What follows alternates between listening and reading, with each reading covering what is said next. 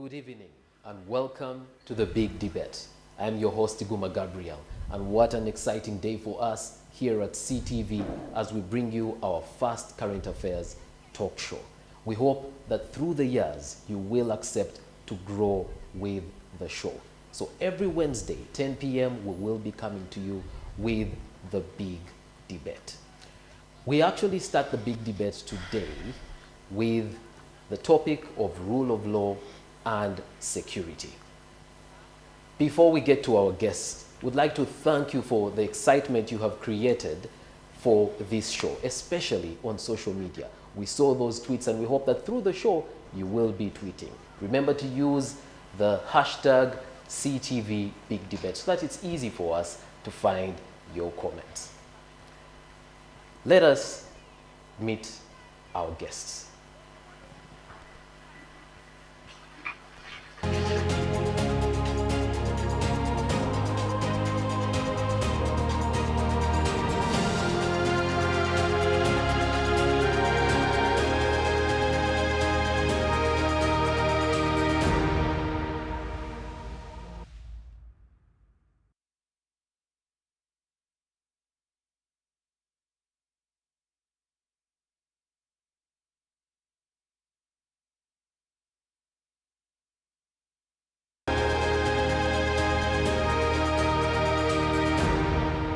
Our panel tonight, we bring you Hussein Kashillingi. He is a partner at KRA Advocates and Solicitors. He's also an experienced advocate, a professional negotiator involved in conveyancing, legal writing, debt management, and an expert in oil and gas. He is also a presidential legal advisor. Caleb Alaka, the managing partner at Alaka and Company Advocates. Alaka was lead counsel in peace negotiations between the government of Uganda and the Lord's Resistance Movement. He has previously handled several parliamentary election petitions, 2 presidential election petitions, and he is also an expert on constitutional and criminal matters. And Muhammad Nsereko, an advocate and an independent member of the Ugandan Parliament, who has represented the Kampala Central Division constituency since 2011. Nsereko is a professional and registered lawyer and a member of the Uganda Bar. He has worked as a partner in the law firm Nsereko Mukalezi and Company Advocates since 2007. Ladies and gentlemen, that is our panel.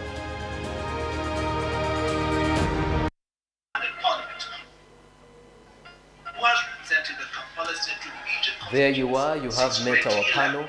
Now the rule of law encompasses a number of things, including supremacy of the law, equality in the eyes of the law, checks and balances, fair hearing, and the list goes on and on.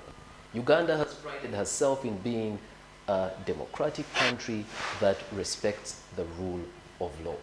Uganda has elections every 5 years, and yet a global report, the World Justice Project report on rule of law, has ranked Uganda 117th out of 128 countries. What does that mean for the rule of law? Well, we have 3 advocates, and I know that we'll have to do a good job at breaking things down so that it doesn't feel like we are in the Supreme Court. But gentlemen, you are very welcome to the Big Debate. Thank you. Thank you, Gabriel. Very excited to have you for our first edition. It basically means, Council Alaka, Council Kashillingi, and Council Muhammad Nsereko. If the show doesn't go well today, I will share the blame with the 3 of you. All right, I'd like to start with Muhammad Nsereko, and let me just walk over to the screen. Yes, I can hear you. Honorable, can you hear me? Yes, I hear you very well, please. Excellent. You have heard the global report that I just quoted. Would like to receive your views on, as a legislator, as an advocate, where do we stand as a country in relation to observance of the rule of law? Well, as a country, our indices, as have been reflected from the report you quoted, of course, are not encouraging. But we have to look at our history as well as a nation. That since Uganda, as a young nation, acquired her independence in 1962, we've been going through difficult periods with changes in government, with constitutional instability, then with the restoration of constitutionalism in 1986, with relative stability. Now, of course, you cannot have proper constitutionalism without stability. And I would like to appreciate that with this relative peace and stability in the country, I think we can see that slowly and slowly there is rule of law trying to grow. We are having regular elections. There is a semblance of equality before the law. But of course, there are very many challenges. I remember from the sieging of the High Court by the Black Mamba, of course, that would show that there is intimidation of the judiciary, of course, trumped up. But all said and done, of course, we have regular elections, so we know how to create leadership. Two, we have a functional parliament. It might have some challenges, of course, here and there. There is no perfect system in the world, but at least we have a parliament. So if we are to talk about the issue of separation of powers on the principle of legality, we have the executive, yes, with a hybrid fused with the legislature, but it's there, the lawmaking body, and we have a judiciary with sound members on the bench. As servants of court, of course, we know that at least we have sound judges. Yes, at times we may not agree with their judgments, but at least we have a stable and sound judiciary. But I think we are coming from a long way, and we have a long way to go. In the principle of separation of powers, I would like to say that Uganda, compared to many African countries, at least we are somewhere. We would like to reach at a certain point, envisaged in our vision 2040 and 2030, but I think we are at a certain stage that is not very worrying. We cannot be compared to some countries, even those that acquired independence much way before us, but we can also say that we are not the best. There's still room for improvement. We can do a lot by strengthening our legislation, by having proper transition of power. We are still grappling with that issue of changing goalposts here and there, which is actually a fever that has caught the entire African nation. I mean the entire African continent. There is a big problem, save for countries that have gotten a way to get out of this, that can guarantee stability of their constitutions and envisaged in the principle of transition. Many may not agree with this, but this guarantees stability. It is one of the notches that really people base on to say that the country is constitutionally stable and respects the rule of law. You've seen that in Tanzania, you've seen that in Zambia, you've seen that in South Africa. I think Uganda has a chance to borrow a leaf. And the NRM government that was ushered in 1986 and had done tremendously well has a chance of, writing a new page in the history of this country. That is all the people are waiting for. What will the transition of Uganda look like? How do we guarantee that even after transition, we shall have the principle of separation of power upheld? So, in my opinion, of course, constitutionalism is based on those three principles: our ability to accept that when the judiciary performs certain things, whether we agree or do not agree, we respectfully say that, yes, let's abide by the decisions of courts of law. When the legislature has tried to stand its ground, there is no much interference. Yes, I know there are a lot of challenges, but that much interference, leaving the legislature to perform its roles as per the Constitution, legislation, budgeting, appropriation, and oversight. Those are fundamental things that the legislature has to do.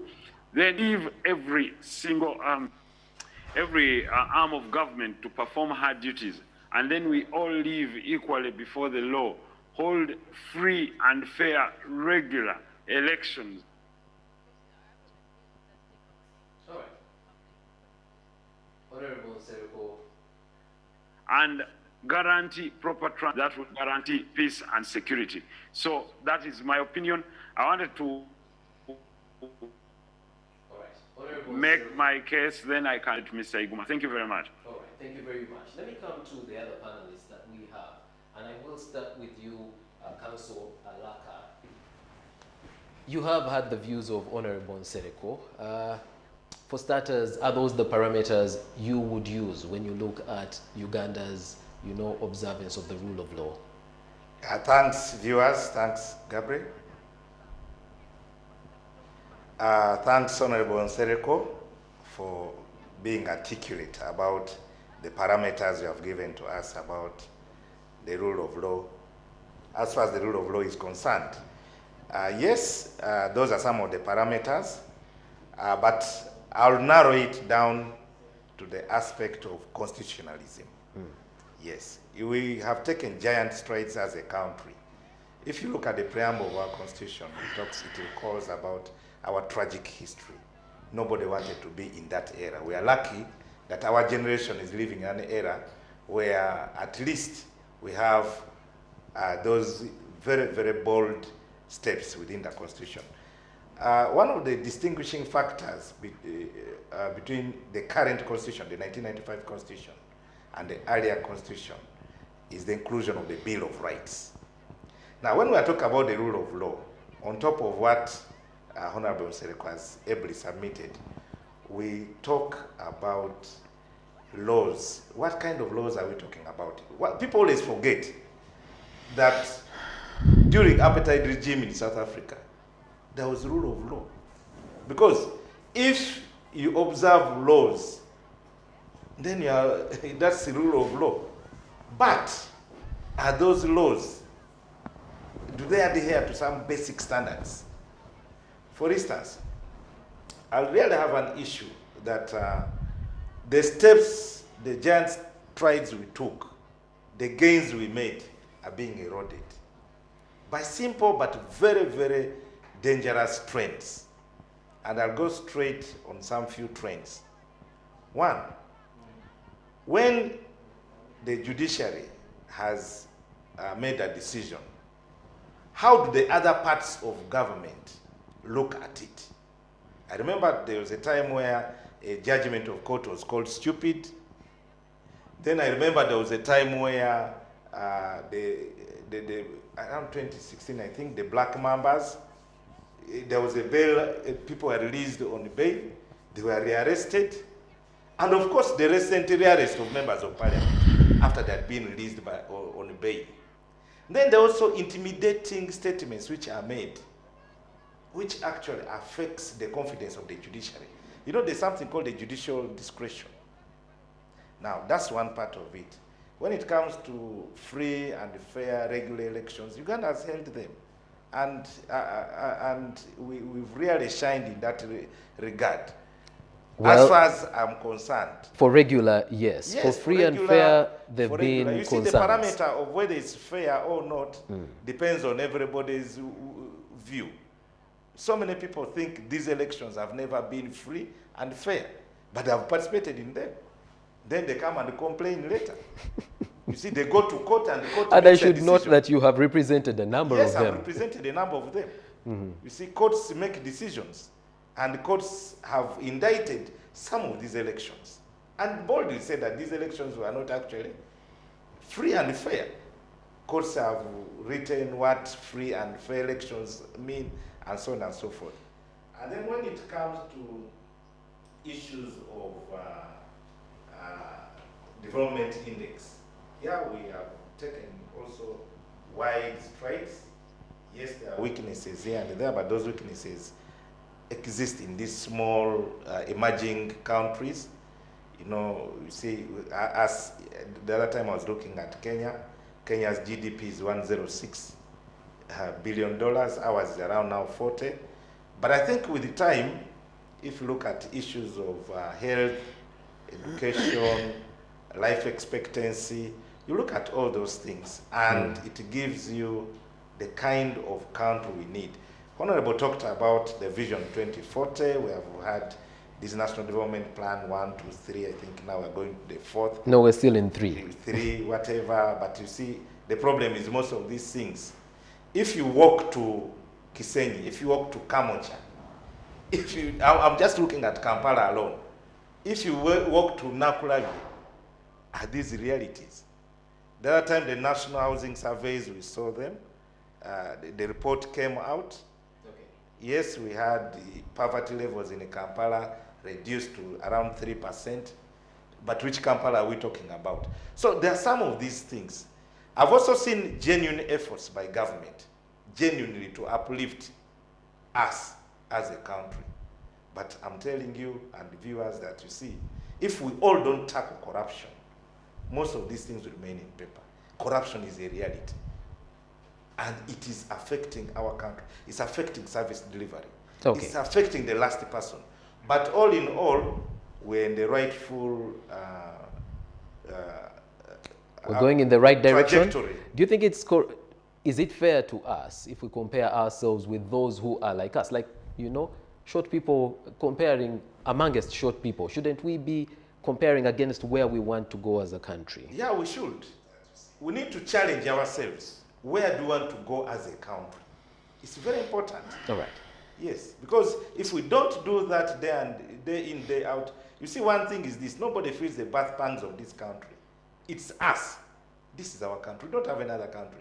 The best thing which has happened in this country is that we do not have extrajudicial killings. That is one thing.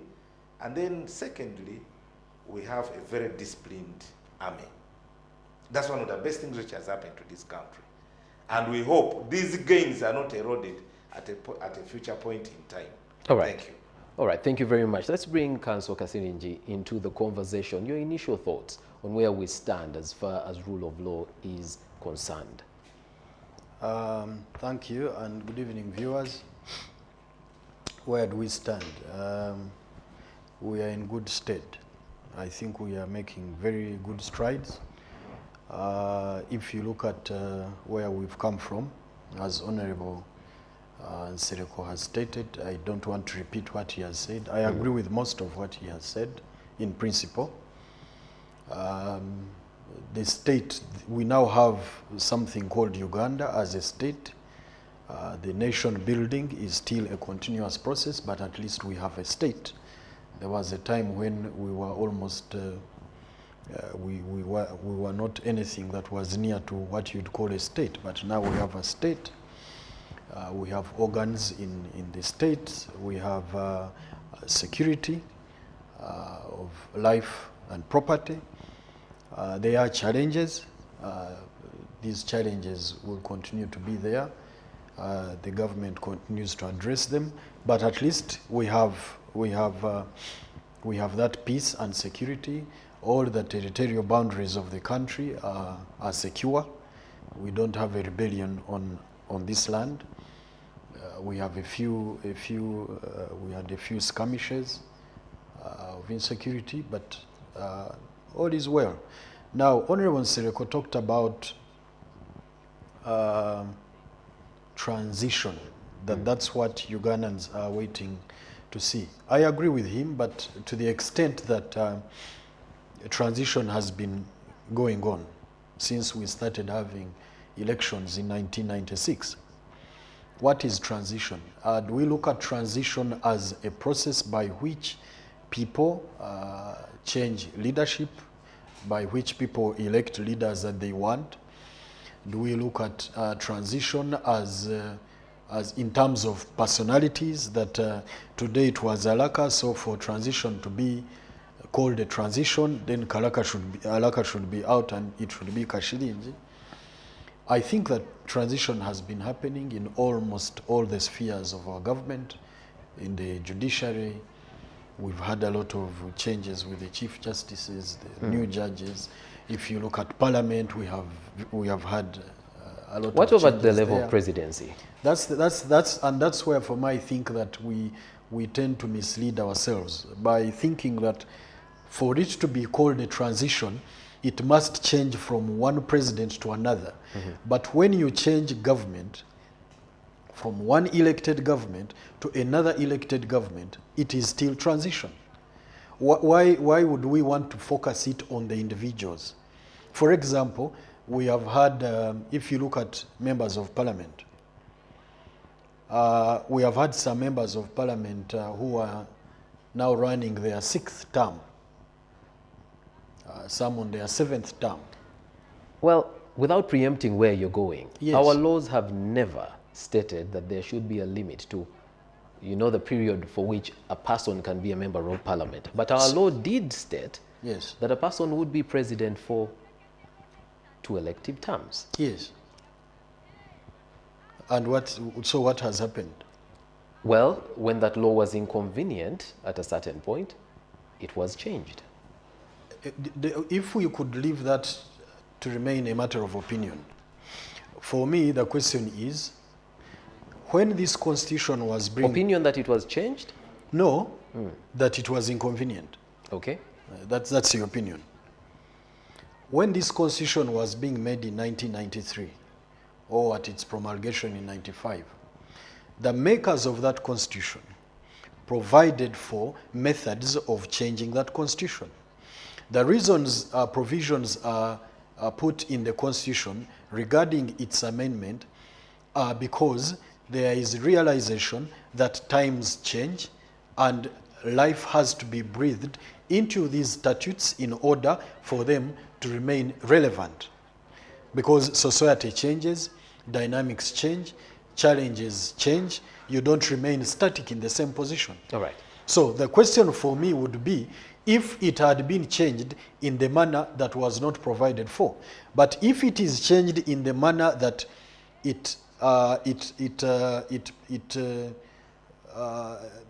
if they change the constitution in the manner in which it was provided, I don't say All problem right, we need with to it. take a break, but just for clarity, in Yes. 2005, when the term limits were lifted, Yeah. what change had happened in society that required that, because you say, Wasn't there debate? I am hoping No, I'm just going by what you have said. Yeah. Change in time. I'm So what had answering you. changed that? And I am answering you that there was a debate. Wasn't there debate? Weren't there reasons advanced for that change? Wasn't there discussion? Didn't our members of parliament discuss this? Wasn't this taken out to the wider population to discuss? The issue for me is, do we conform to what we have set out in our laws? All right. Thank you. We need to go for a break at this point. When we come back from the break, we will continue.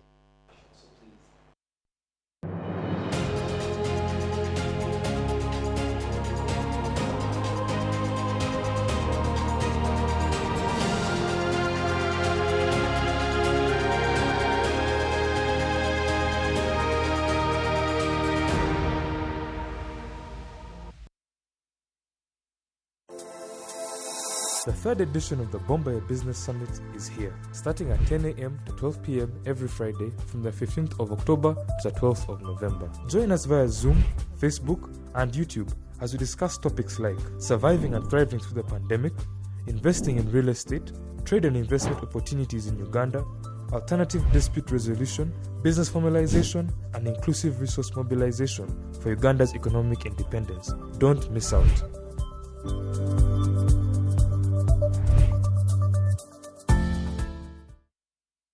Uganda Revenue Authority, developing Uganda together.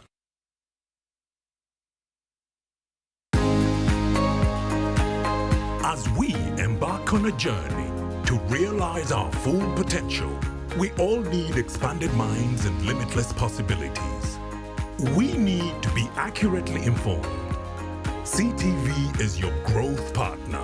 With reliable, in-depth news, we tell the story from all perspectives. We bring you the story in real time.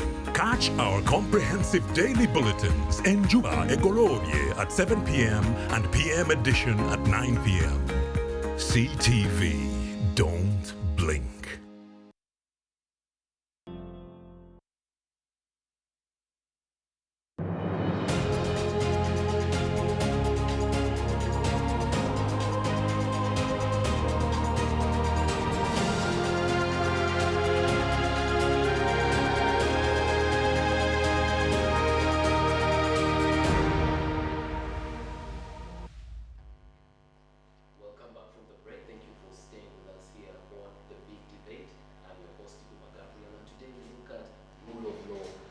security. Our three guests, Council Kashillingi, Council Alaka, and Council Mohammed Nsereko, have given us their view on where the country stands in relation to rule of law. We hope that you're actually sending in your questions and your comments and actually taking those tweetable quotes from our guests. Please remember to use the hashtag SEETV Big Debate so that we're able to locate your comment. Well, generally, our guests agree that Uganda has made strides in relation to rule of law. However, there have been some challenges. I'd like the technical team to play a particular clip of honorable members of parliament that were arrested, released by courts on bail, and rearrested, and what those kinds of incidents mean for this country, and the pronouncements that we are on the right track.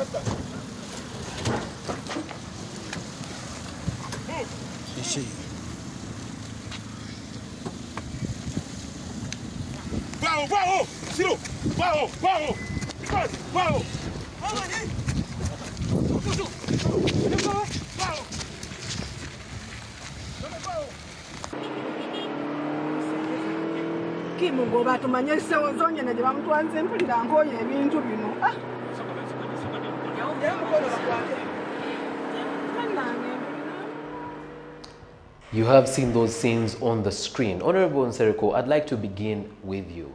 You did state that, you know, a number of years ago, the decisions of courts were not respected, but from what we have just seen, is that how decisions of court are being respected? Of course, everyone with their naked eyes can see that those are quite worrying scenes. That's total devastation, and I think it's turning us back from that dark era and chapter during the era of Idi Amin, which President Museveni clearly cited in his different publications and even in his utterances. I remember in commemoration of the late Ben Chiwanuka, he stated that even having allowed to work in such a regime was a big mistake for the late Ben Chiwanuka.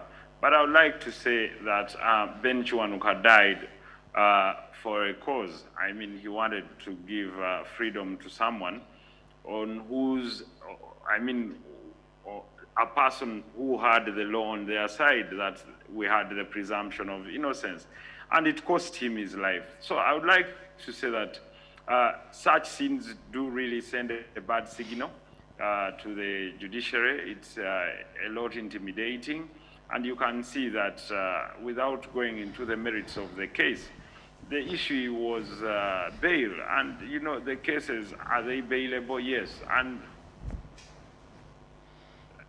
the president had just previously made utterances that bail should be scrapped, I mean, should be hardened or scrapped as a proposal as regards certain cases, which is really, really appalling. I know it's a proposal, it's an opinion from the president that must be processed by parliament, but I would like to say that such worrying scenes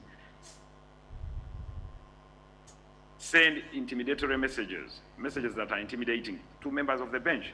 And that is what now brings the question of rule of law and constitutionalism into, audit. And when you audit our rule of law and constitutionalism, that's why you find that in the various reports you've quoted, is that the military has been interfering with the performances of courts. I mean, it's very frustrating when a judicial officer grants temporary freedom to a suspect, and they are picked up at the same time, and it's recurrent and reoccurring. And now you can see the members of parliament are in a very bad situation. The condition of the Honorable Segirinya is worrying to everyone, and that is those are not the scenes we want to see. So just imagine if that man is innocent tomorrow as any other person. We should look at this. These are not the things we want to send out to fellow countrymen, but to also our trade partners outside there, or other people that focus on our country and say, listen, Uganda would be the best example maybe in East Africa, but now as things turn out to look, I mean, look at how we've become a laughing stock in the entire East Africa. And when legislators from Kenya come to you, they state and say, Mohammed, look at what your country is going through. These are the publications that are going around regarding your country on matters of rule of law. I know very many countries have challenges, but this is not the way we should be handling such matters. So, as a legislator, I would like to tell you that we will stand our ground on matters of bail and preservation of the presumption of innocence in our constitution. The framers of our constitution clearly knew that such occurrences would happen. They were redressing mistakes that have been made by the past regimes where they infringed on people's fundamental freedoms. I remember when they introduced the detention without trial law, those that were first to pass it were the first victims.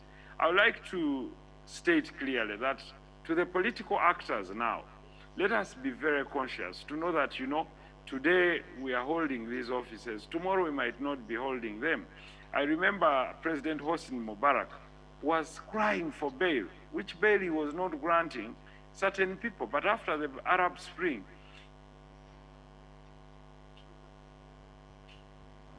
he was really, really incarcerated and tell him, listen, grant this man bail, even if he had made mistakes, because it will set a new agenda.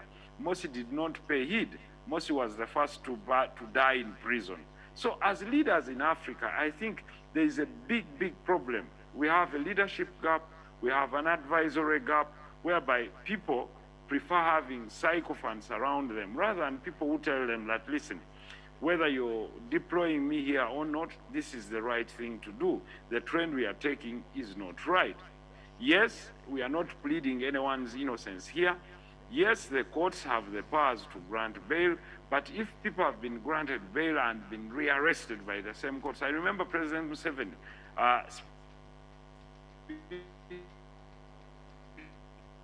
speaking to the nation in prison, congesting them there, and he was talking about thorough investigations, torture, and things like that. So Uganda now is under the spotlight.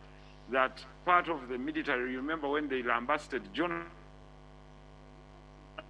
at the UN office, United Nations Human Rights Commission offices here in Kololo. I mean, the signals we are sending out are not good signals for a country that is taking the path of democracy with a vision of 2040, whereby of our governance structure. So those are not good things at all. And I think honorable members and colleagues council there will process the matter as well. All right, I'm going to bring it to them. And before we can segue into the whole issue of bail, Council Kashillingi, I'd like first your opinion on what scenes like that mean for the record that you just gave, in relation to Uganda, the fact that, according to your first submissions, we're on the right track. Uganda is on the right track, those sins notwithstanding. What happened was shabby. The rearrest of those MPs was shabby. It could have been done better. Because the courts granting you bail does not mean you can't be rearrested or charged with another crime. But these are members of parliament that had been granted bail upon certain conditions, actually after satisfying the court that they had permanent places of abode, that they could report to police as and when they were required, and they had addresses that were known. So there was nothing wrong with allowing them to go to their homes or and rearresting them from or serving summons to them for them to come and reappear. Members of parliament usually are summoned through the speaker. Yes. After being granted bail, they could have allowed them to go home, and then they serve the new summons, because these were new charges. They serve the speaker with the new charges or the new summons for them to come to answer to those charges, and they would have obliged. And then if they don't respect those summons, that's when they would have to rush in and have them rearrested with police or the security forces. So what happened that day is regrettable. It was shabby. It could have done better. But let's not discuss it as though to mean that because one has been granted bail, he or she can't be rearrested. You can be rearrested if the state believes that you have some other charges to answer. Believes or has evidence? Believes. Okay. Believes. I have very, very good command of English. So I'm using the word believe. If the state has reason to believe that it has sufficient cause or reason to have you rearrested or rearraigned before the courts of law, we do this all the time. Counsel Alaka has done this all the time. He goes to court, argues for bail for his clients, they are released, they are later rearrested, we again apply for bail. This happens all the time. So the scenes, the particular scene that you have broadcast was shabby. It was wrong, in my view. It was wrong. It could have been done better. But on the principle of rearresting someone the state believes or has reason to believe has committed or is about to commit a crime, in principle there is nothing wrong with it. The only problem is how do you do it? So those are the challenges that I'm talking about, because you're dealing with human beings. Not all of us, even in this studio, not all of us act. Even when we are in court, by the way, sometimes you can... Is there a way of checking the power of the state in relation to curtailing those freedoms? Yes, they are in the forces. There is something we call service offences. In the manner in which, if you're carrying out certain functions and you violate the standard operating procedures. And you say this was done shabbily. Yes. From the record you have, yes, has anybody been brought to book in relation to what you have termed shabby? Because if those rules apply, where in the forces you can be brought to book for doing something or abusing power, some people should be answering. No, let's not confuse it. There was no abuse of power. Okay. No. Rearresting these MPs was not illegal. No. It was not illegal. I am only saying that it could have been done better. But rearresting them did not violate any law. Would have been done better, but it was done in a way that... That is my view, that it was not done properly. And I have told you how a member of parliament should be summoned to answer charges. And that was not done. I remember the minister of the state minister of internal affairs, General has made a statement to Parliament on this. They apologized for what had happened. They also indicated that someone delayed, I think, with the summons to get to the speaker, because by the time the summons got to the speaker, you have a cynical smile. Well, apologizing after violated your rights, I don't know how far does that apology go? It's actually a good practice that when you do wrong... There was actually an apology to the media. And less than a week later, journalists were being beaten up in front of Honorable Mohammed Nsereko. Just talked about that scene. So what do those kinds of apologies mean? We don't run a perfect system. You're dealing with human beings. I don't know where Council Alaka grew up from. Neither does he know where I grew up from. I actually don't know where you grew up from. But assuming you Council Alaka grew up in Arua, and I grew up in Rukunjiri, we have different backgrounds. Yes. So in the execution of our duties, even in court as lawyers, the way we address court as lawyers is not the same. We are taught by the same lecturers, those, for example, who attend Mackay Law School. You attend the same lecturers, you read the same statutes, you go to Law Development Center, you're taught professional ethics and etiquette, but the way we behave in practice, the way we carry ourselves. And the point I'm trying to make here is, yes, if you carry yourself in a way that does not conform with the law, yes, shouldn't you be brought to book?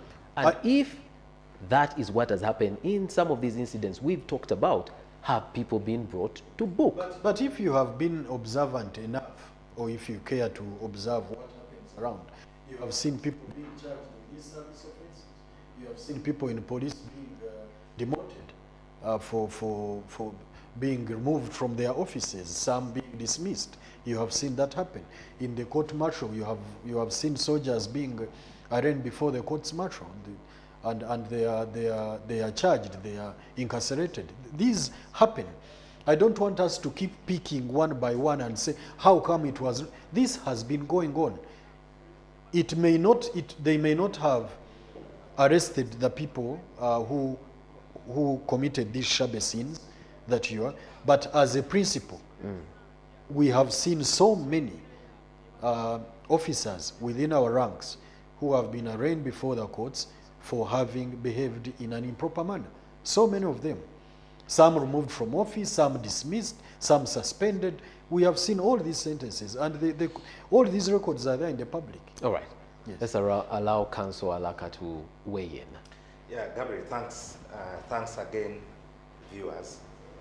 I'm happy that there's a consensus between the three of us as far as that aspect of rearresting suspects is concerned. Maybe right now, one thing which is true is that upon rearresting the members of parliament, I think the Attorney General came to the floor of parliament and indicated that, you see, these people can be even arrested 100 times. Just as Council has opined, it's true. There's no law which stops somebody, even if you are acquitted, that have acquitted you of murder charge, the judge will say that you are freed unless held for a different charge. That is true. But our pain has been what he has described as a shabby manner of doing things. Our pain has been that these arrests are they are choreographed in such a manner that they actually undermine the judiciary. I've lived through these arrests almost all my practice life. Which is not a short time. Justice Eva Luswata released the king of the Runjururus. I did a bail application. He was rearrested at the court premises, whisked to I don't know where. I told you about the PRA suspects. I made a bail application before Justice Lugaizi. They were rearrested in court. You remember Justice Ogola's famous Black Mamba, the rape of the temple. Yes. So Temple these trends have been there consistently. And we've always fought against these trends. We say, you see, by the time you are released, there are conditions court looks into, which are laid by the law. That yes, you have sureties, you have a fixed place of abode, and you'll come back to court. And you report, at times you have to deposit your passport, at times you deposit your title of a prime property, and all these conditions are there. Court will release you until you fulfill these conditions. So the whole issue is, first, you remember Kazinda Geoffrey's case where the Constitutional Court rubbished off and quashed all those charges. The first thing is, why must the state, now I'm talking about the DPP, come up if they know that a suspect has these files? Why must they bring those files in such a manner to purposely deprive that suspect? If you're released on bail, we have this other card. Yes, we have this other one. They are bringing and, it. yes. They are bringing it. And so doesn't that defeat yes, the whole purpose? Yes, the intention is very malified. It's bad. It's wrong. Yes, they have the right. The state has the right. If you are a suspect, and as they had said, they believe that you have committed an offense, you're a suspect, they can arrest you. They can have even 100 files over you. There's no problem with that. But you see, the pains Ugandans are taking is, here we're talking about the MPs. But there are so many other Ugandans who are not as privileged, whose plight is not exposed like these MPs. Yes. See, like for instance, these MPs, what was wrong with them being summoned? Like they have been released on bail, they have gone back to their home. Okay, so then they summoned them. What was wrong with that? So the question to you is, that did not happen. It did not happen. And if that does not happen, what should be done to the people who do not follow the laid down principles? You see, the problem is not those people. Those people are doing their work. Where's the problem? Yes, those people are doing Where's their the work. problem? The problem is the policy, the person on top of the game. I mean, I will tell you this. When we started under Article by 120, defining rule of law, we under said Article 120, the supremacy of the law. Gabriel, everyone is equal before the law. Gabriel, under Article 120 of the Constitution, all these prosecutions are under the DPP. Even these investigations police do. By the way, there are institutions of government which have to sanction certain charges before they go to court, especially these capital offenses and the corruption matters, either the DPP or the IGG. So the whole problem is this. These institutions, for purposes of prosecution, are controlled by some agents. So the whole thing is, why must these agents allow those small benefits? You bring in an something that seems to be that's foreign to the law. So how do we locate those agents and hold them accountable? The whole prosecution is controlled by the Director of Public Prosecutions. Now, our problem is this. You see, why do we have this? Why has it grown into a culture that last time they arrested people at the premises of court, right, it took the whole of Uganda Law Society and the courts to condemn this arrest? Did you see anybody being charged? And that's exactly what I have asked. Nobody was charged. Then there was, that thing lulled a little bit. Thereafter, it also crept in again. I'm telling you, it has happened consistently. To me, it's about, yes, the state knows that we have 10 files against an individual, a suspect. They have taken this suspect to court. This suspect has been released, and by the time court releases you on bail, court knows that you have a place, you are going to be reporting back. Yes. So, by the mere fact that instead of summoning you and telling you, well, you see, by the time you are reporting, we have another file, come to police, they rush, they arrest you. All right. You know, and now the manner of arrest is very inhuman and very degrading, you see. And in most cases, even when they're arresting these people, unfortunately, we don't have the time to go into, things like terrible. torture, degrading treatment. But Yes. I'd like Councillor Kashillingi to just comment on that very quickly because we need to take a break. And when we come back, I'd like us to go into the issue of bail and the proposed plan to amend the law, on how bail can be granted. To comment on the yes, because he does raise, yes, this becoming a culture. Consistently rearresting people in all sorts of. And he did talk about invisible hands. He did want to locate them, but we have challenges in our system. these challenges, investigations are done by police, CID. CID has its own challenges. They are not well facilitated. They don't have the sufficient budget that they would need to carry out proper investigation. We have also issues with the training. These are processes that are ongoing. They keep improving. However, I am bringing it to your attention that there are challenges.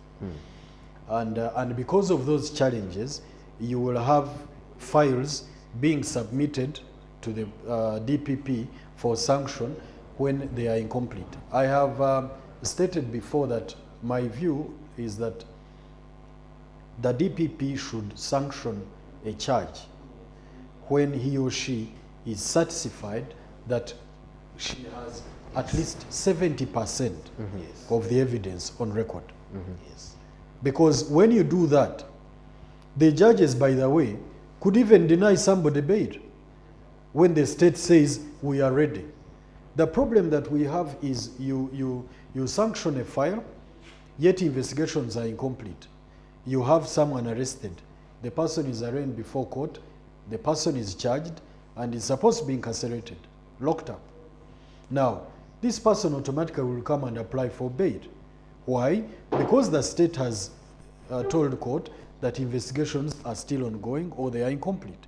So, do you want court to lock this person and he remains locked up until when you are done with your investigation? So I think that in some of the cases, not all, in some of the cases, the DPP should be satisfied that I have at least 70% of my evidence in, and therefore let this person be taken to court.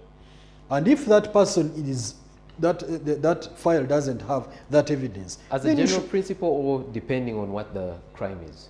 Depending on what the crime is. Okay. Yeah, no, actually as a general principle. As a general principle. As a general principle. Okay, I needed that to be yes, clear. As a general principle. All right. There are exceptions.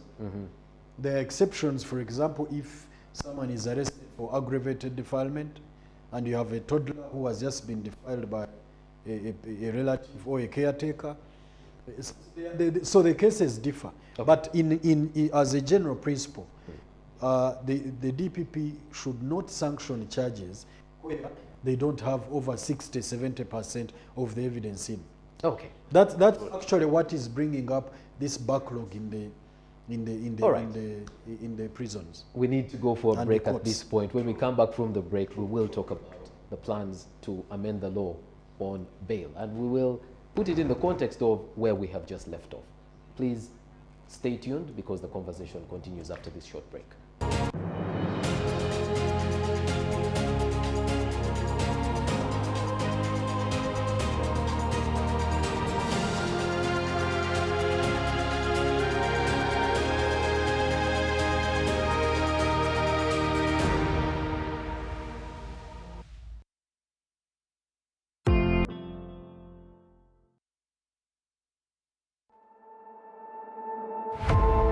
We entertain you. Ngawe tukuwate. Amanya shame manja omubwatu President Birabiri Mokaga akabonero court. Nanga wento naliya nafuka ikankomya aliya one but tikutemo olwaleero. Naye tubasuubiza ntugenda kubanga tuli mu bitundu ebyenjawulo. Ani yayambadde obulungi kakoye kyakazze ku mulembe. Ne gown ya black erina tiara ya black. Tiara. English of my kind. Tiara. I feel the beat. You feel the beat? Yeah. Show bagiyita situations ko ground. This is a buffet kyagala kyoliyako. Beera ko ku SEETV totemya. Don't blink.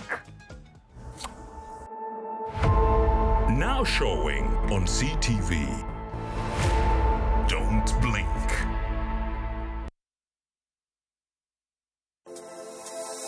The third edition of the Bombay Business Summit is here, starting at 10 a.m. to 12 p.m. every Friday from the 15th of October to the 12th of November. Join us via Zoom, Facebook, and YouTube as we discuss topics like surviving and thriving through the pandemic, investing in real estate, trade and investment opportunities in Uganda, alternative dispute resolution, business formalization, and inclusive resource mobilization for Uganda's economic independence. Don't miss out.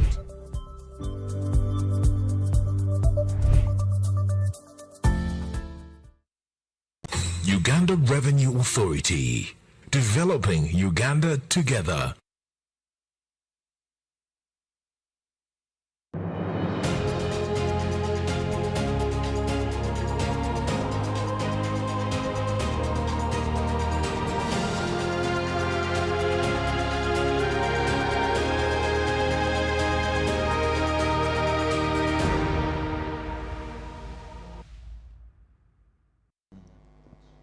Welcome back from the break. Thank you for keeping it here with us, the big debate on SEETV. And this is our first edition of the show.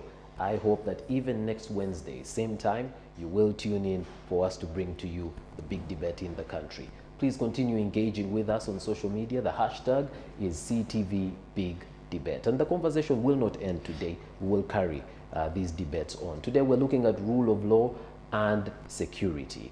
When we finished the last segment, Council Kashillingi was, stated that as a general principle, the DPP, before sanctioning a file, should have at least 60% of the evidence. And if this is put before a judge, they have a good basis on whether to grant bail or not.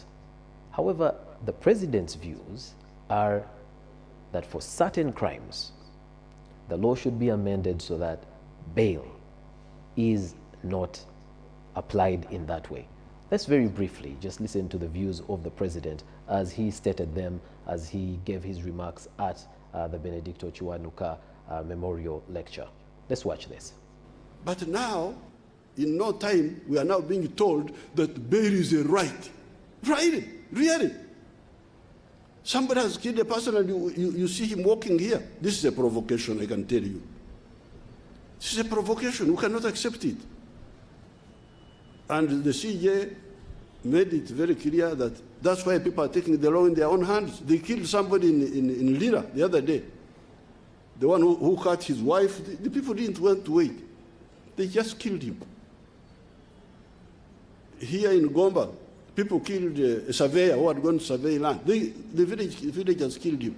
So we are now in a problem. The problem.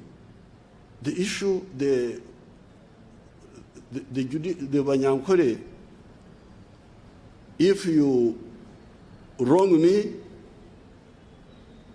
is wrong me in other ways, like you abuse, you do this, that's okchumura. It's like an abomination.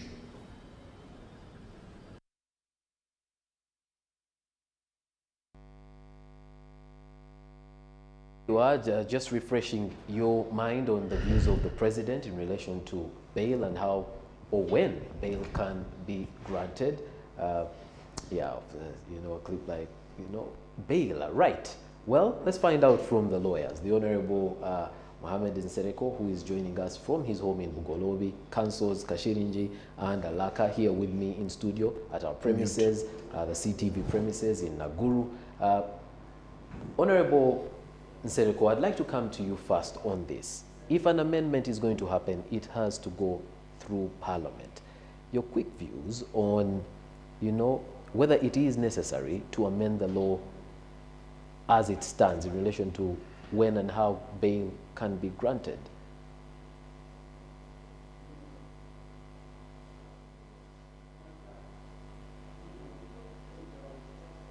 Honorable Nsereko?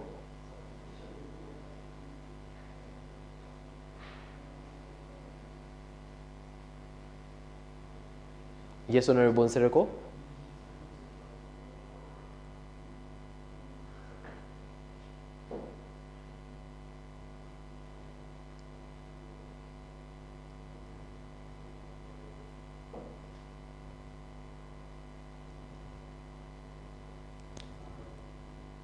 All right. Unfortunately, we could not hear Honorable Nsereko, but let me bring this to Council Kashillingi. The President's views in relation to granting of bail. In your view, is it necessary to amend the Constitution?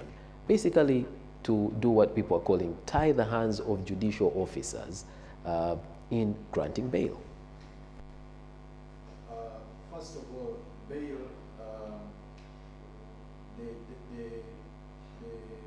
the right that is provided for in the Constitution is the right to apply for bail. And people keep talking about it.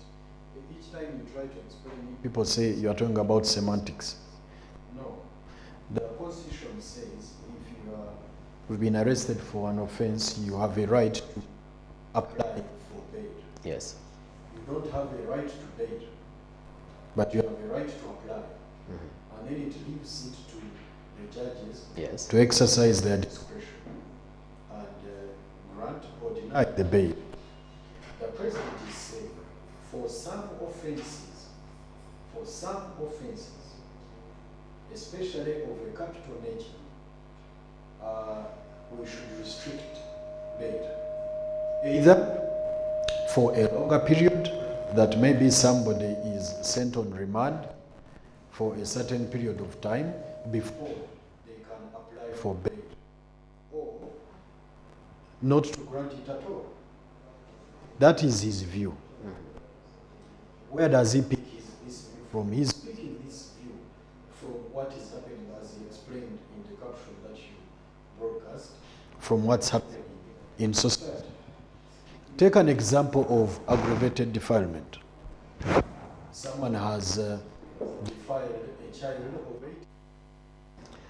Someone is suspected of, because we have the presumption of innocence, it seems like now we're jumping to say the person is guilty. Someone is alleged to have defiled a child of 8 years. For some of these sexual offenses, sometimes they get these sexual offenders either in the act or around the place where the act is being committed. So yes, there's a presumption of innocence, but there's when they get summoned and they get a kid. If you get a kid of 8 years to say, this one is the one who is doing this to me. And that person is arrested, is charged, and after being charged, is detained or remanded within, say, 2 weeks or a month or even 2 months. That society from which this suspect was picked sees this gentleman, this man, let me not call him a gentleman, sees this suspect walking free because he has bail. What do you think that society will do to that person? Someone has a child who he strongly believes was defiled by this person, and this person has been granted bail. The focus has tended to look at the politicians and looking at treason. But look at, treason is not the only capital offense. You have murder, you have aggravated robbery, there are many capital offenses. Let's not just focus on the politicians. In fact, I think the politicians are the ones that are more susceptible to violating bail, because they're the ones who may have the means, for example, to run out of jurisdiction. I don't think that a poor man would... First of all, a poor man may not even afford to apply for bail. Or if he affords to apply for the bail, he may not fulfill the conditions that are set by court, assuming, for example, it's a cash bail. So let's not focus just on the politicians, but let's look at the duty of the state to protect the people. All right.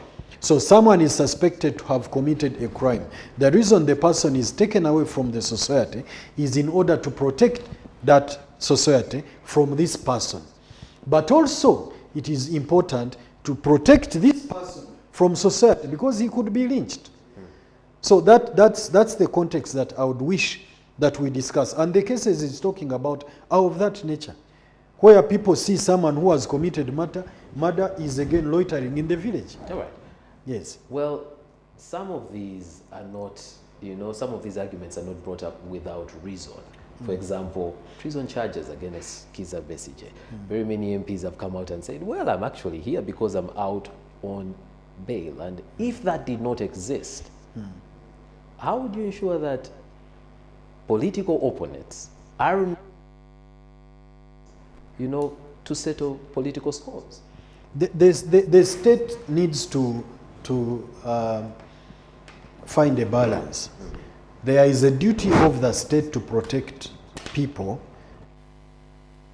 from harmful people. Okay? There is that duty the state has to make sure that society, that the person who poses a danger to a community is taken out of that community for the safety of that community. There is also the fact that this person, under our laws, is a suspect and has rights. The state also needs to protect that person from society in case society wanted to harm this person. Now, there are people who will always oppose a sitting government. The methods will also be different. Some may be violent, some may just be political activists, some may take up arms. There is always a need for government to balance, for the state to balance the interests of the state, the interests of the citizen, the protection of the citizen, and the security and safety of a country. All right. We just need to find a balance. So let's put it to Council Alaka. This proposal to amend the law relating to bail, in whose interest? Gabriel, because it says the interest should be balanced. Gabriel, one thing is, His Excellency the President has been consistent. Actually, one of the most 10 years now. On it, no. More It than started from 1987, when Justice Kasule was actually the president of Uganda Law Society. He invited the lawyers to State House and told them, I'm opposed to this idea of defilers, murderers, those suspects of capital offenses. I'm opposed to that idea. He started this thing long ago. And this has been his stand. He has been very consistent. And for which I respect him, because that's his view. My learned friend has brought something which is quite interesting. It's true. In our criminal justice, we have forgotten about victims. And the scenario he has given are real scenarios in villages and elsewhere.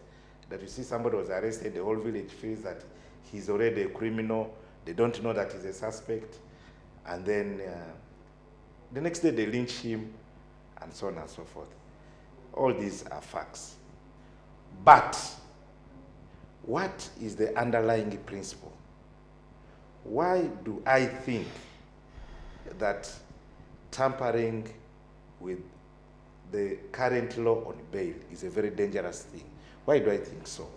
I have a different opinion from that of the president. One thing is, I remember when he was being sworn in May, he challenged people. He said, for me, bring your view and I bring my view. I'll not kill you for your view. So as far as I'm concerned, I've practiced criminal law for a very long time. You see, it's so dangerous. First of all, when we talk out to people, you know, we tend to forget that all those people who have been arrested for murder, for all those capital offenses, are but mere suspects. We forget about that. What was the rationale of the makers of our Constitution? What was the rationale behind their thinking when they say that, you see, you are presumed to be innocent? You see, there's been some talk that, you see, Commonwealth countries, or jurisdictions, there's the presumption of innocence, but in civil or European jurisdiction, French law, that is the other way around. No. I've done research. This is a worldwide trend, that people who are arrested for any offense are suspects, and they're presumed innocent until either they come up and agree that they've done the thing, they plead guilty, or until they've been convicted. So my problem with tampering with the law on bail, first of all, it's also not true that courts always release people on the bail. No. I have live cases I can cite where people have been charged. I'll tell you about the Entebbe murders, Entebbe women murders. I handled the matter. 4 years, that gentleman failed to get bail. It was on the floor of parliament. They said it was an Illuminati and so on and so forth. I went to the head of the criminal division and said, fix this matter for hearing. I want it to be heard. They brought 7 witnesses. The man was acquitted. I have another matter. I handled it in the Entebbe High Court. 9 years. The guy was not released on bail. They refused. But eventually, the man was acquitted. And they also have cases. You all know Honorable Godi Akbar, the former MP of Arua municipality. He was charged with the murder. He was released on bail, but eventually was convicted.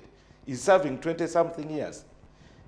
Muhammad Sebufu of the Pine murder case was charged with the murder. He was released on bail, but eventually he was convicted, sentenced for 45 years. Of recent Court of Appeal reduced it to 19 years. So it's not true that, one, people who are released on bail after being charged vanish. There are few of them who have tried to do that. One of them is a prominent politician who was charged on former chairman. Yes. Of Mayuga, I think. Precisely. They can run away. Most of the politicians actually have run away. But so maybe courts, Gabriel, no, we don't want. My view is that amendment is not good at all. Gabriel, I'll tell you, courts have been unnecessarily attacked. I want to assure you that to get bail from the High Court is extremely hard. First of all, you have to fill those conditions. All right. So, whereas you state that President Museveni has had this view from as far back as 1987, yes, has there been as much momentum for passing the amendment as there is right now? No, the momentum has been now. But I'll tell you the dangers with this momentum. I've explained to you that the law on bail is to safeguard liberty. You see, when you look at Chapter 4 of our Constitution, this chapter did not exist in our previous 1967 Constitution. This was one of the best things which happened to Uganda. Actually, in one of the judgments, the former principal judge, Justice Ogola, wrote in one of those VCJ bail applications that the quest for bail is the quest for liberty. And the quest for liberty is akin to the quest for life. He actually, he cited an American protagonist, one of the protagonists for the American independence, who stated, I think it's called John somebody, who stated that, you see, give me liberty, give me life. Give me life, yes. Now, when you look at those things, these things started long ago. The Magna Carta was issued 800 years ago. What was it all about? It was about the issue of liberty. If you look at the Universal Declaration of Human Rights of 1948, Article 3 is about liberty. If you look at where our bail is founded in the Constitution, Article 23 is about liberty. And it explains that everybody has a right to liberty, save for some exceptions. Then somewhere in Clause 6A, it says once you have been arrested, one of the rights of people who are suspects, you have a right to apply for bail. And I accept with him. I concur with him when he says, you see, the mistake people have been making is that they think the bail is a right. No. What is a right is applying for bail. And you see, judges have really been exercising their jurisdiction. Remember, there was a time where they had said their discretion. Their discretion. Yes. Because Article 23(6)(a) is about the discretion of judges to release or not to release somebody on bail. And the truth is, judges have been doing their work very, very well. But now I don't know where His Excellency has got this pressure from, and I don't know what the intention is. Right. And unfortunately, very quickly, yes, Gabriel, it has actually made the judiciary to become slightly scared. I'll tell you, what of the citizens? I know it's been common knowledge. Now you're talking about the judiciary, but what of the citizens? Yes, you see, the citizens are divided on this matter. Okay. Because I've read on social media, some citizens actually buy his idea, His Excellency's idea. But for me, I think it's about educating the people. Because first and foremost, the idea that you see when you are arrested, you've been arrested for aggravated defilement, for murder, that victim will never come out, but for you, you have come out on bail. That idea is not okay. That's not the language which we should be using. Because that person is still a suspect. We've seen situations where people, even in America, people have been retried after 40 years and found to be innocent. All right. There is an idea that this should be put to the people through a referendum. Your quick views on that? This is being mooted by the Democratic Party, led by the current party president, the Honorable Norbert Mao.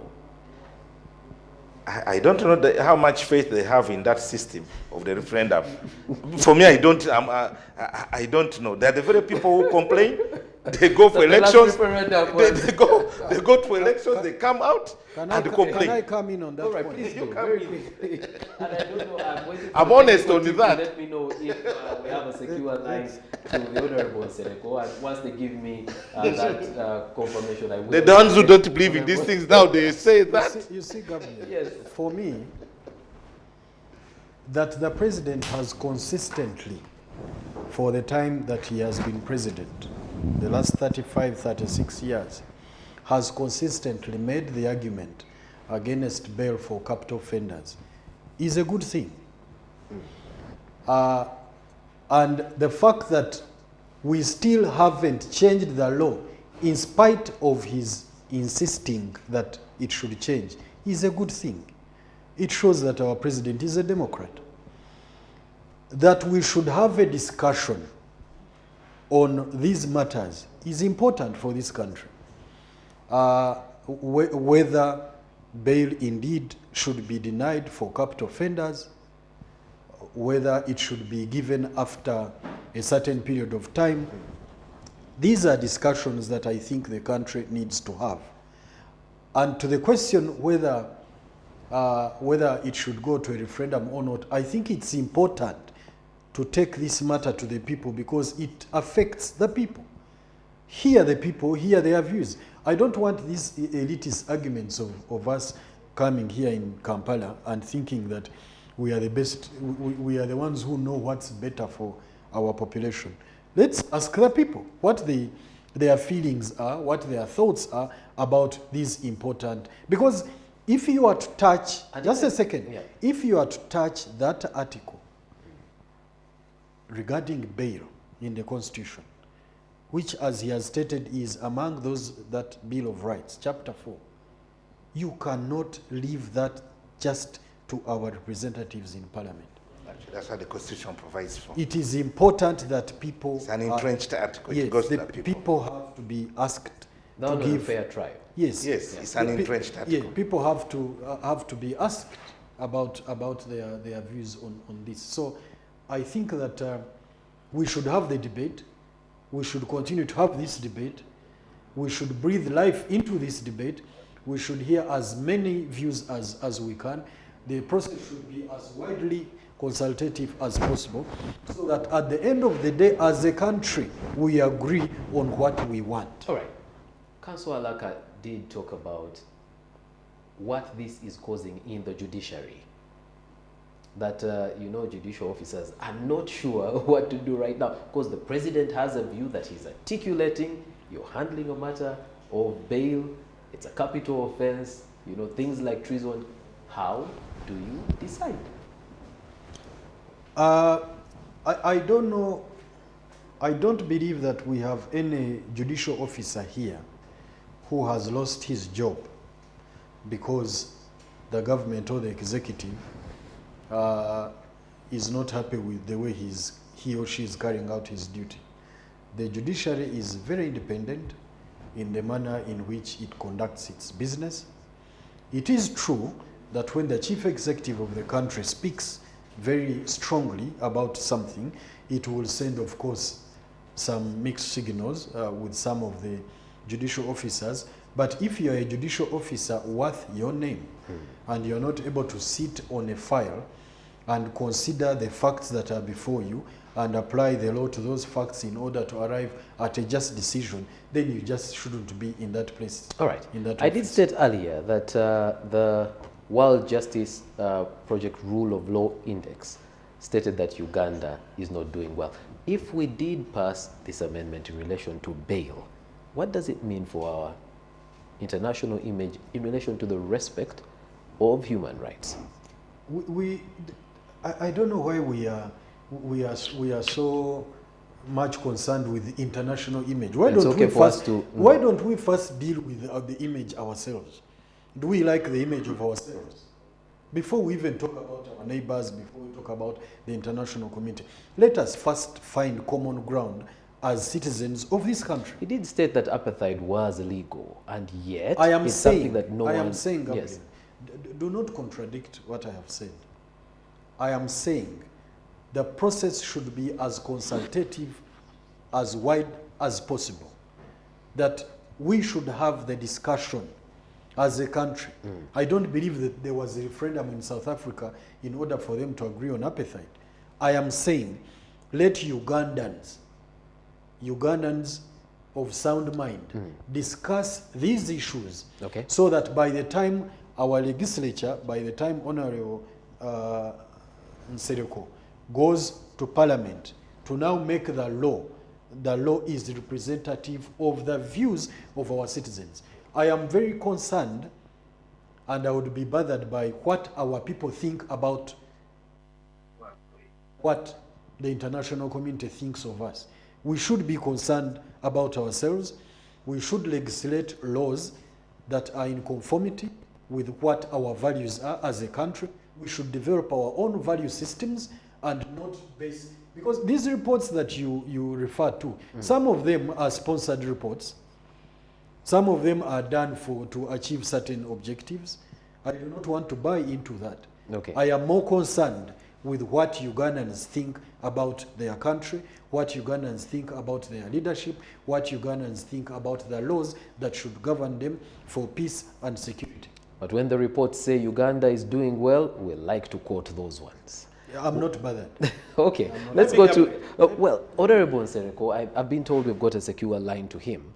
So if we could just go to Honorable Nsereko, because we don't know for how long that line will be secure. Honorable Nsereko, I hope you were able to follow the discussion here. I would like to get your views very quickly. Do you hear me very well now? Well, now we hear you. All right. On the matter of bail, I agree with counsel in the studio on the right to apply for bail, of course, at the discretion of court as to whether granted.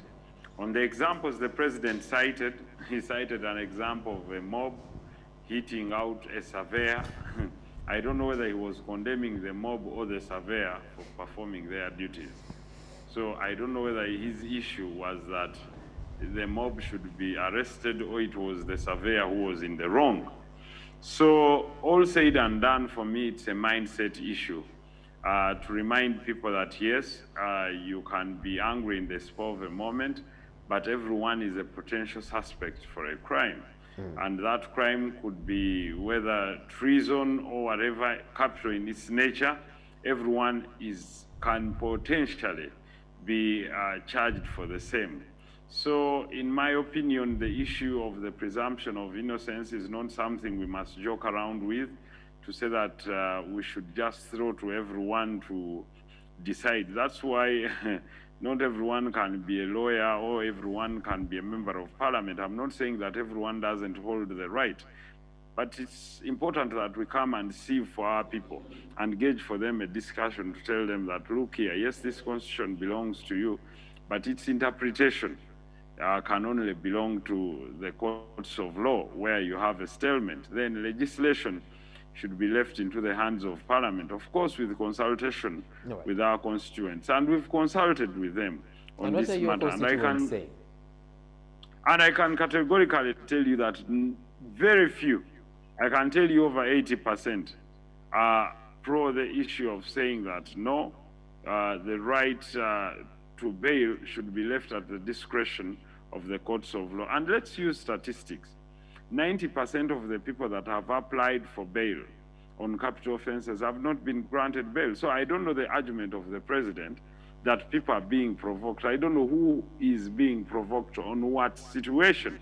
Because I remember the people, like you remember after the murder of late Kawesa, over 250 people were arrested.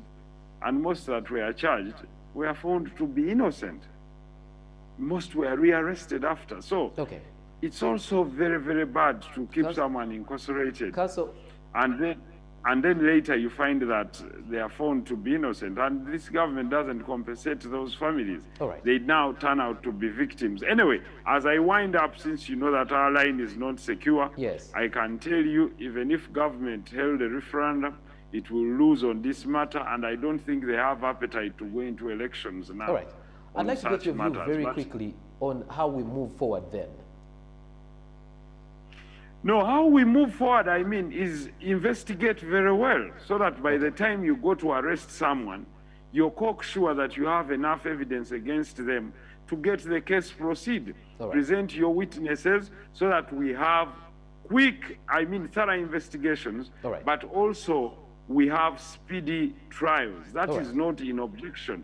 Then let's leave the powers to courts to determine whether they can grant bail to someone based on the conditions, whether they will not interfere with the prosecution witnesses, whether they have permanent places of abode, like it has been talked about, whether they will not commit similar offenses when they are outside there, whether they are not a threat to the public, actually. Right. So let's leave that discretion to court, and we have the principle of separation of powers, you know, reign and reign and reign in order to build our constitutionalism and rule of law. Right. I can say that we may have different opinions.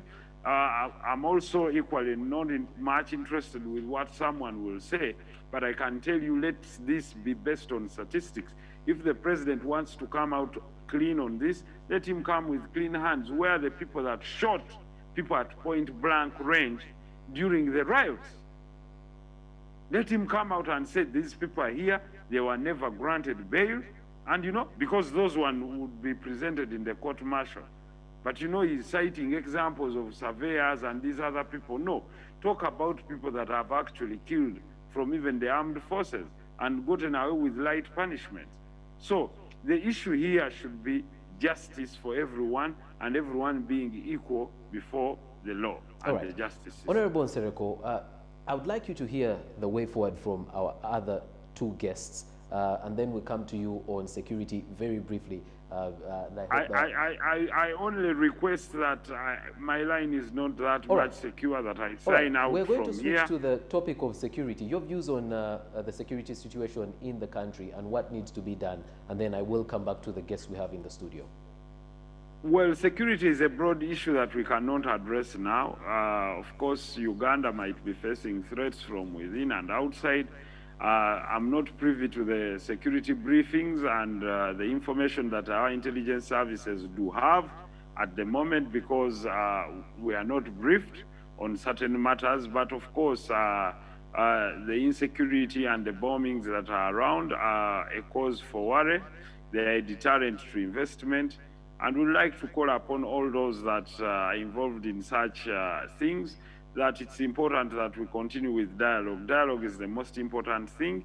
You saw what happened to Libya and other countries. A country is not built at once. But also, like we said, things that the government does that try to suffocate opposition, that try to suffocate the voices of the people, may be the cause to what is happening. The insecurity that came up in the 80s was as a result of political suffocation. So let's not go back to the mistakes that were committed, in as much as we are also resolute to telling the people that are perpetrating this that, one, violence is not the best way in order for us to make ends meet.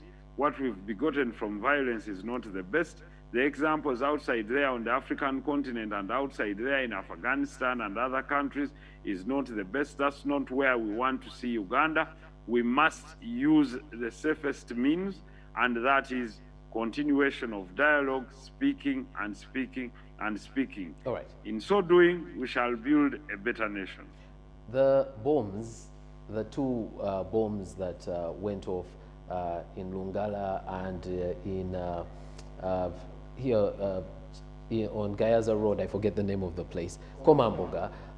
Yes, because it was recent, those are easy to remember. But just before that, the honorable colleagues, your honorable colleagues are, you know, in custody because of insecurity in Masaka. Even Yes. as we talk about threats from outside the country, what of threats within the country? Yeah, I did say, categorically speaking, that of course that matter is sub judice of my honorable colleagues are in custody because of matters of massacre. They are very unfortunate matters, but I'm not saying let's wait for prosecution to present its evidence, and we shall prosecute the matter or help defend the matter, and so that we prove that our honorable colleagues are innocent.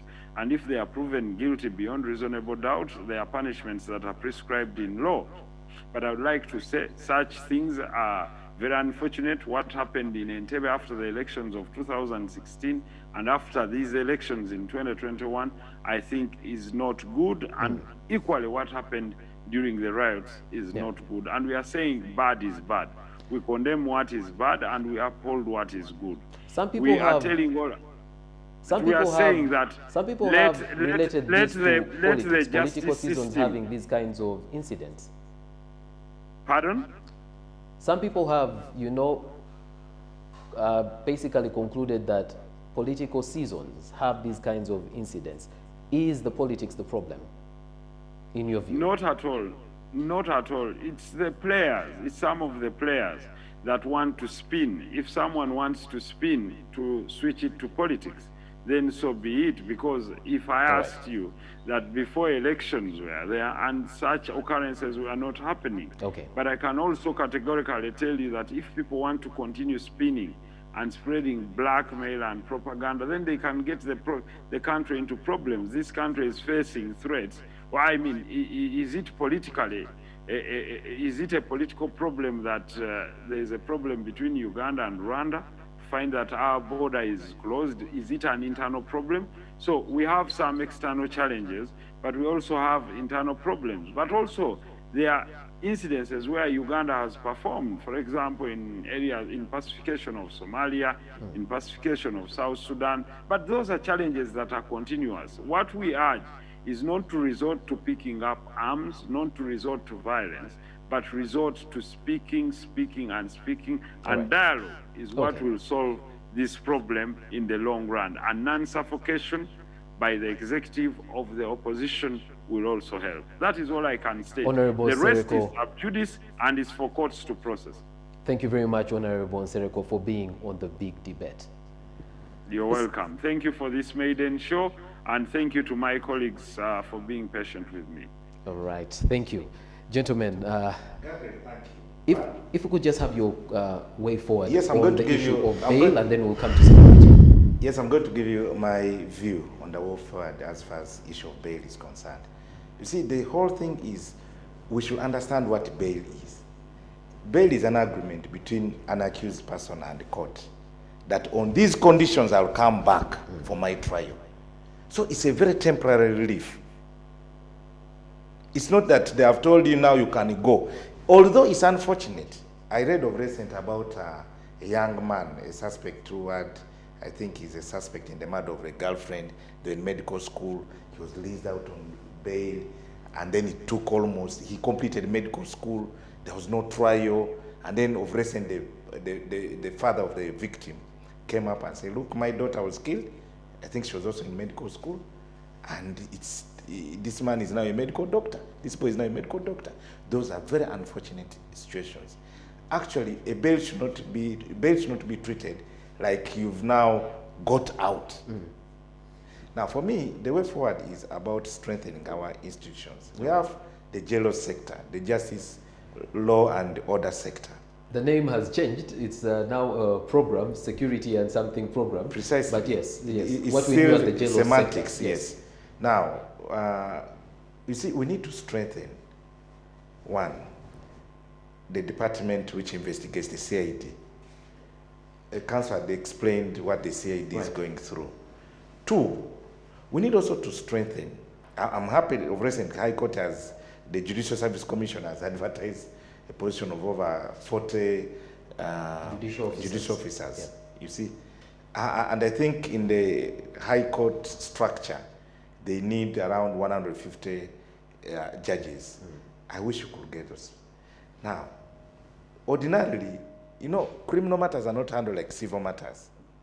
The process is a little bit, I think even the process needs to be reformed, because once you are charged, you are first of all charged before a magistrate's court.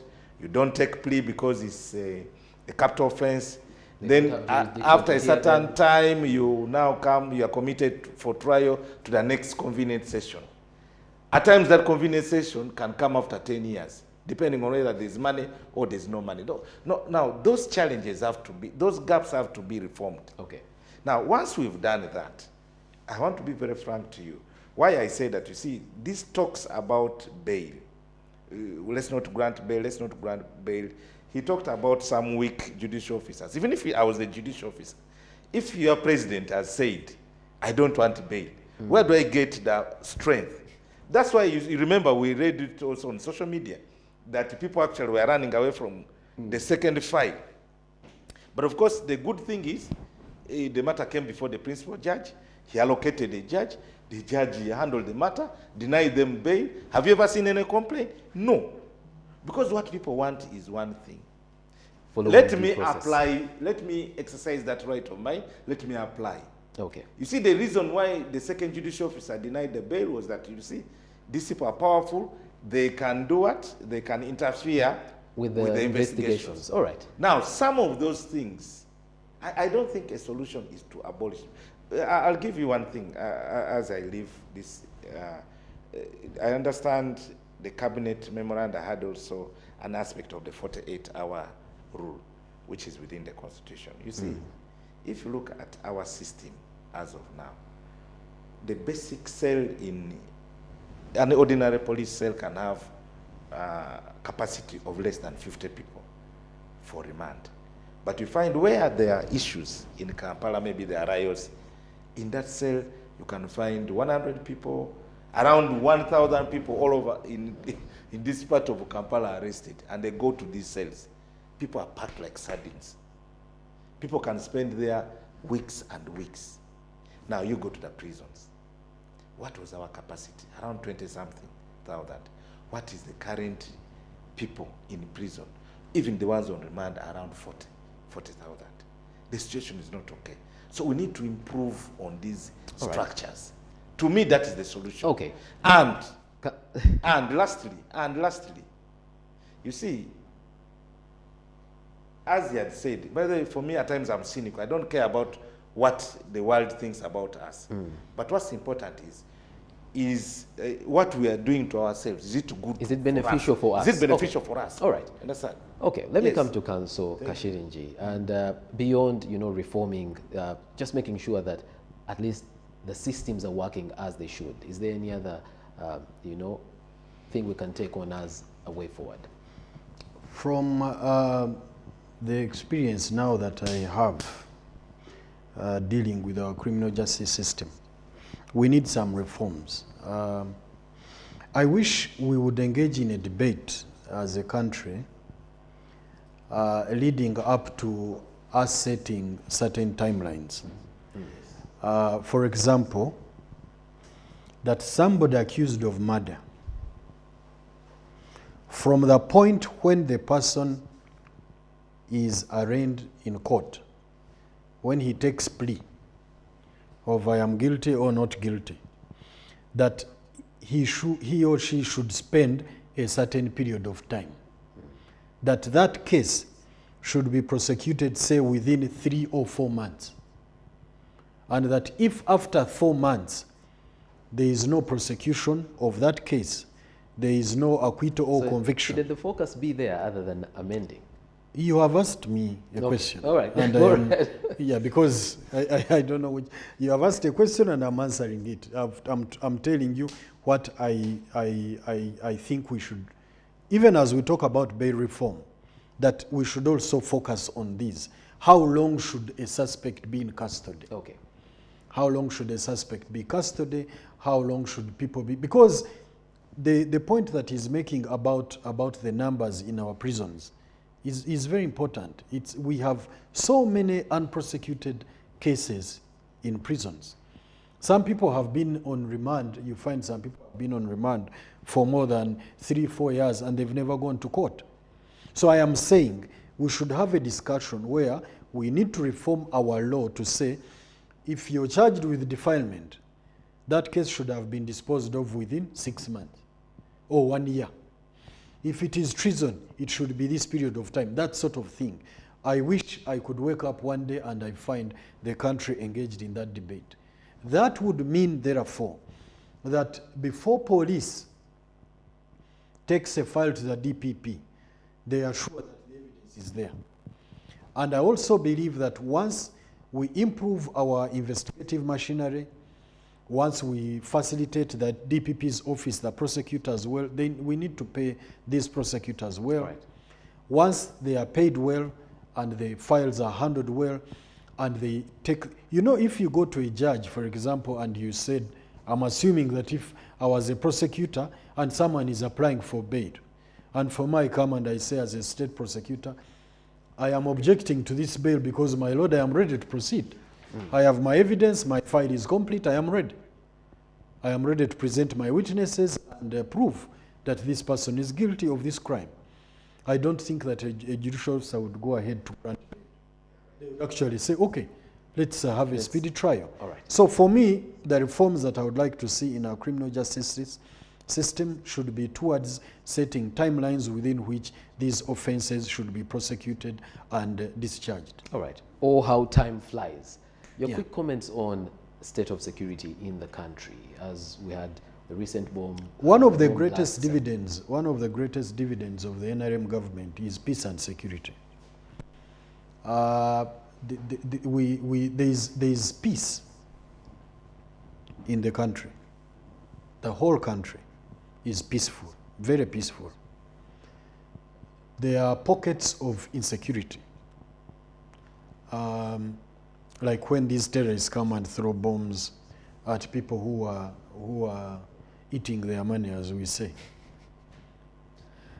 These are isolated incidents, and they are not sustained. They are not continuous acts. They just happen once in a while. Just few pockets of insecurity. The state, the security forces are dealing with these.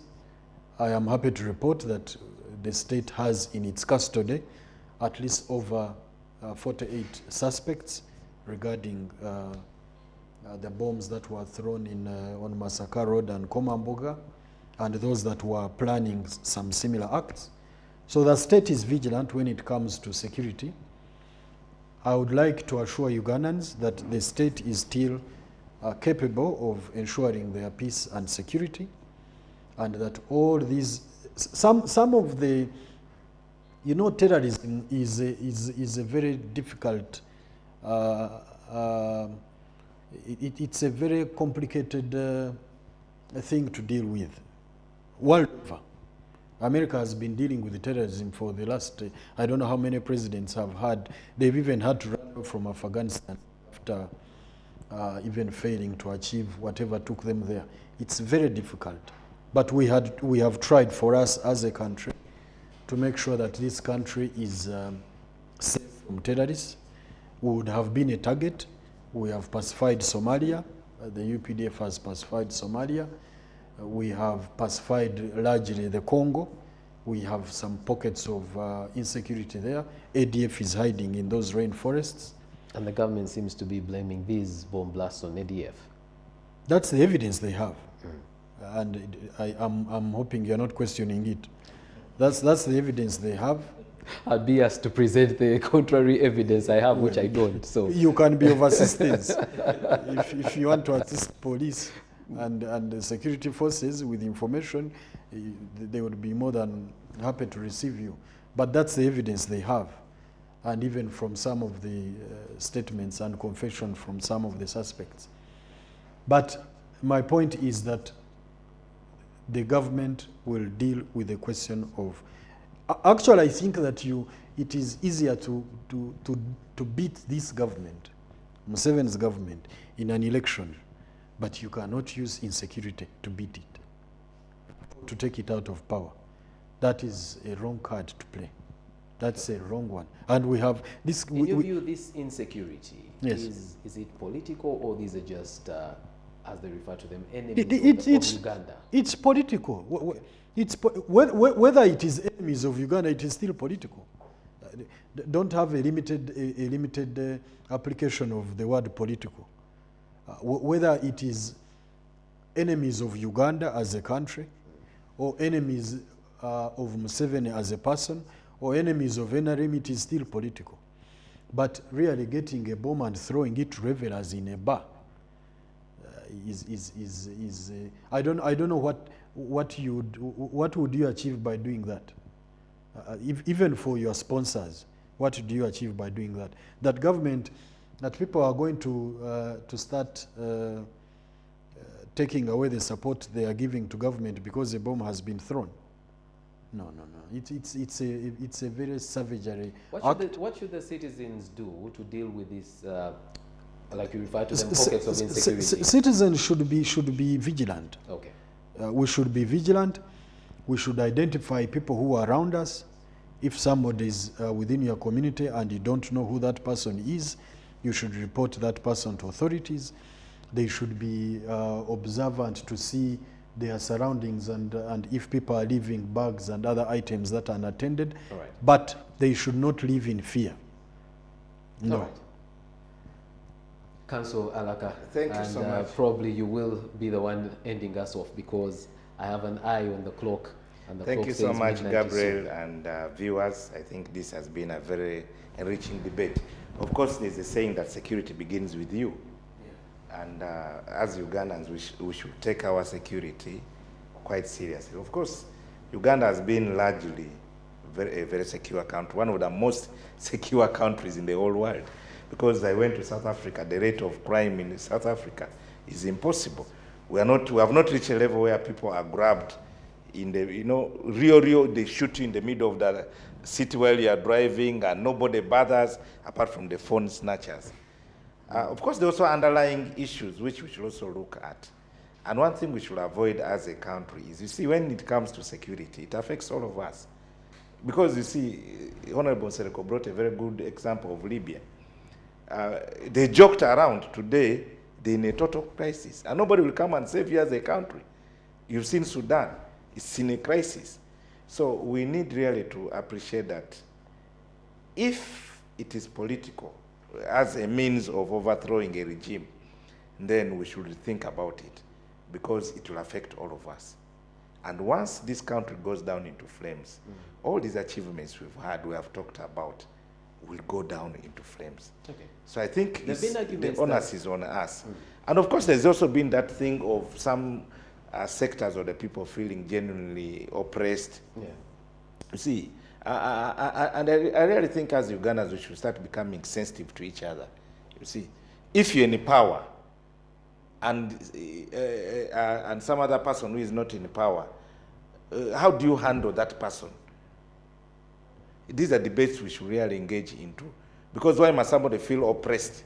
Why must somebody feel that he's being denied justice because of his political belief? Some of those must be addressed. But I don't think that is the basis of these, the bomb blasts and so on and so forth. These are criminals. Criminality is in every emerging, advanced, or whatever kind of society. We condemn it. Because you see, even if it's a political message, you do not actually, it serves no purpose. But let's also have a general debate about how do we correlate as Ugandans? How do we relate as Ugandans? You see, if I don't buy into your view, can we coexist? You see, the president made a very good statement when he says that, you see, for me, I love debate. If I don't agree, if I was to kill my enemies, people will have said they are saints. Let's live up to that. Either way, whether it's the president or whether it's the people in the opposition, let's live to that. That yes, let's engage in debate. Let's come here to a studio. Let's say this is wrong or this is right. All right. Thank you. Council Kashillingi, there are those who have claimed that this is a move that government is using to justify picking up political opponents.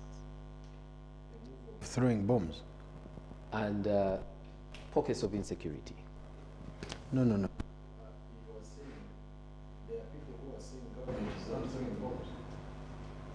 That's stupid. It's absolute rubbish. Absolute rubbish. Absolute rubbish. That's what I can say. Absolute rubbish. It's no sense. What is the issue? It's absolute rubbish. All right, we will have to leave it there because we are out of time. We would like to thank you very much for joining us for this edition, but a special, appreciation to our three panelists, the Honorable Nsereko, who had to leave us because of a line that wasn't too secure, Council Kashillingi, Hussein, and Council Caleb Alaka. Thank you very much for being on the big debate tonight. Dear viewers, we'd like to let you know that this was the first edition of the Big Debate, but we will be coming to you every Wednesday with the biggest discussion in the country. So make a date with us, 10 p.m. Wednesday, and please continue to engage using the hashtag SEETV Big Debate. We hope you enjoyed our discussion today. We will be coming back next week. Good night. God bless you. Don't blink.